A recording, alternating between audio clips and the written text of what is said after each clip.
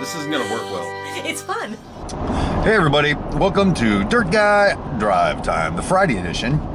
On my way home from work after working a full week.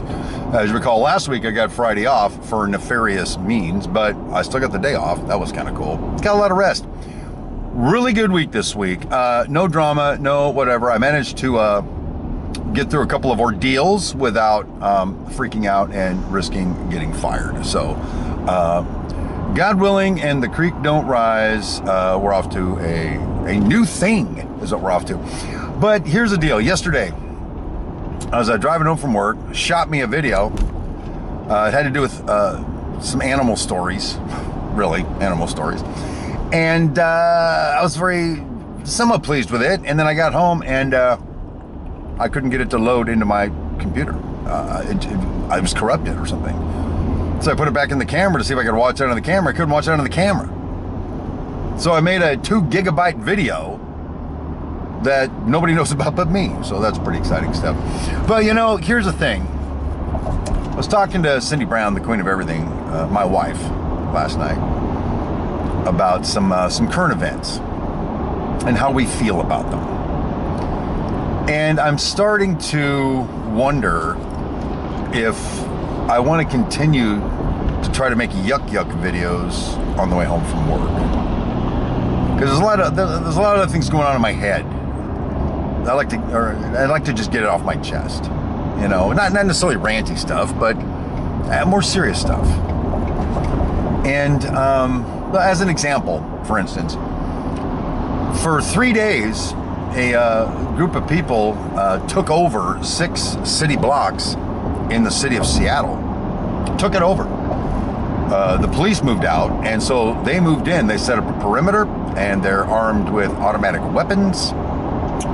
And they've declared themselves a police-free zone, and actually there are signs when you enter this little compound that say, now you're no longer in the USA, or something like that, now leaving the US, or something like that. And there's conflicting stories. It depends on if you're listening to a right-wing or a left-wing news agency on what they will focus on, all right? Trying to put it together. First I heard that these people were defending themselves. I thought these people were defending themselves from the police brutality that we've been seeing. I've seen some videos of cops just beating the shit out of people that I don't know the whole story, but are seemingly just doing nothing wrong. And they're just wailing on them, punching them in the face and all kinds of stuff.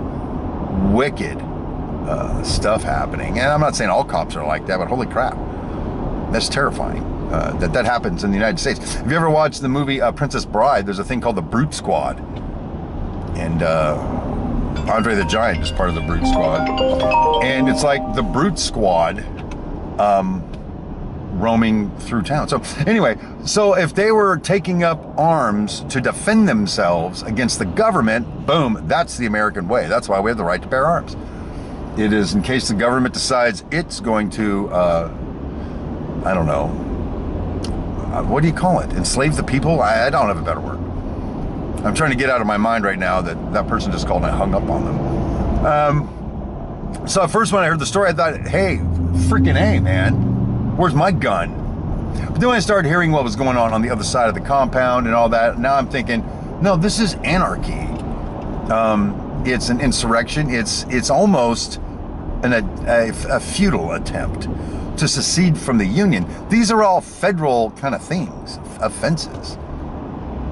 And the thing that's troubling me is twofold. One, nobody seems to be doing anything about it. It's been 4 days, maybe 5. This has been happening. No one's doing anything about it. They're just doing their thing. They just walked into a place in America, whoever these Americans are, and said, yep, we're taking over. We live here now. It's like when Al Capone tried to take over Chicago. How'd that work out for Al Capone? Anyway, the second thing that really inflamed my wife and I is the fact that the news media didn't pick it up and start talking about it till days after it happened. It's like, what are the top news stories? This isn't the top news story? So that kind of stuff's got us really afraid and upset. It's like, what the hell country am I living in right now? what is going on in the country I live in right now. Everything from a virus that originally seemed too legit to quit, but with a couple of weeks of quarantine or whatever, it'll all be better. And then people are still, their lives are still being wrecked over this. It hasn't gotten any better. Is it a real thing? Are the people dying of COVID actually in a weakened state because of something else? They have an underlying condition. And this is just the flu, like any other flu. And so their bodies can't handle it and they expire. Is that it? Who the hell knows? Are the numbers going up? Are they going down? Who the hell knows? I just feel like I'm being used like a pawn in some game right now. Some desperate political party that can't seem to field a freaking candidate throwing in Hail Marys right now. That's the conspiracy theorist in me. That's the conspiratard talking. So, you know, with these kind of things, with these kind of thoughts, and this is what occupies quite a bit of Cindy and mine's time when we get home. That combined with matters of a spiritual nature, some of the work I'm doing on The Vibe, my church channel. And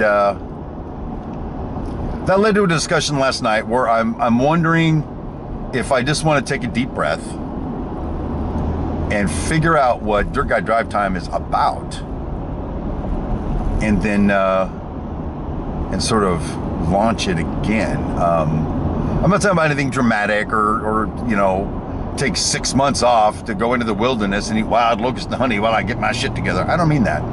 I mean, I like this forum. I like the fact that I can just talk about whatever here.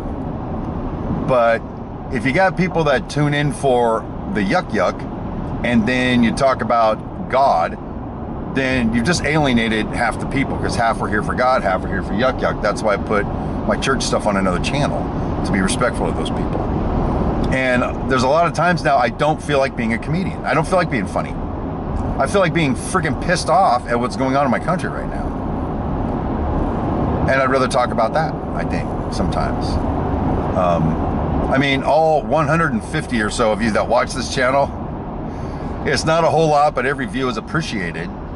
But there is, I'm not overselling my importance, but there is a level of influence there. You know, people that like me and like what I say here and there for whatever reason. So what can I bring of value other than telling you that now the dead mice count at work is up to 17? Or that yesterday I swerved to avoid a possum, but I think I clipped his tail. Or Philip the cat got ejected from the house by mama. That was a good story too. I just don't feel like telling it right now. So anyway, I don't know what all that means. Give me some time to think about it over the weekend, decide what I want to do. Maybe I'll see me on Monday, maybe not, but you will see me again. That much I guarantee. I really enjoy the interaction that we have. So anyway, you know, that's about it for this one. As you can see, stuck in traffic, which is great when I'm making a video because not a lot of background noise, but and it means people are going back to work. Sidebar, we're gonna go along, call the affiliates. I had a safety inspector come to my job. We get one about once a week. We hire the guy to come in and do safety checks. And he comes in wearing his mask and he goes, hey, you know, about half the people on your job aren't wearing masks. I said, yeah. He said, well, they need to be wearing masks. I said, why? He goes, well, because of the virus. I said, dude, it's been 3 freaking months. We're so sick of the virus. We don't believe in the virus. I said, when I go walking out there, I don't wear my mask because it's crap. And he just looked at me and goes, all right. And he didn't even write me up for it. He just left. So anyway, it's crap, people. That's it. More rants to come, I'm sure. Or maybe I'll just make this the Yuck channel and we'll get on with our lives. But until I see you again, when I see you again, thanks for being here. Thanks for the recurring comments. And my name is Steve Brown, and don't take over a city.